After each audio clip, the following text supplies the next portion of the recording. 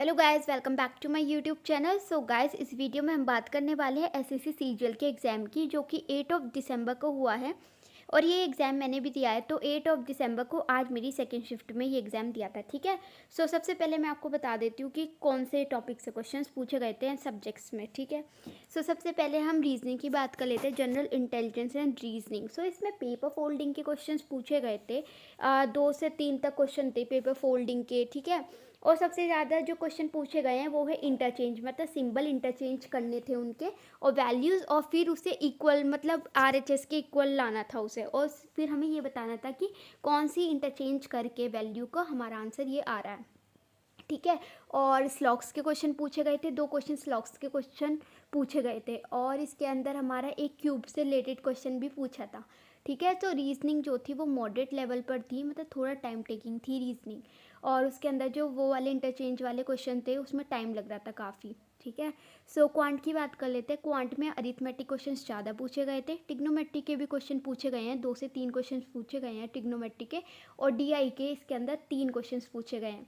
एक तो profit loss से रिलेटेड था क्वेश्चंस, ठीक है, और एक था कुछ मार्क्स से रिलेटेड क्वेश्चन था। एक क्वेश्चन और पूछा गया था, वो मुझे याद नहीं आ रहा। बाकी अगर बात करें, अरिथमेटिक ज़्यादा पूछा गया था।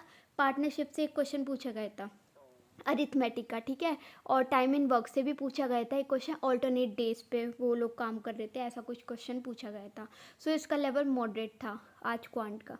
जनरल अवेयरनेस की बात करें तो इसमें क्वेश्चन जो थे मतलब मॉडरेट लेवल पर ही थे, मतलब बहुत इजी नहीं पूछे गए थे। जैसे इसमें क्वेश्चन पूछे गए थे, एक फीफा अंडर 19 वुमेन का जो वर्ल्ड कप है, मतलब ये कहाँ पे होने वाला है, मतलब कहाँ हुआ था, ऐसा पूछा था, ठीक है। तो इंडिया लगाया था मैंने इसका आंसर। और मतलब ऐसे ही क्वेश्चन पूछे गए थे करंट से, ठीक है। तो इसका लेवल मॉडरेट पूछा गया था, बहुत ज़्यादा टफ भी नहीं था। मैंने बहुत ही कम करे हैं इसके अंदर, 8 से लेकर 10 तक ही क्वेश्चन करे हैं मैंने।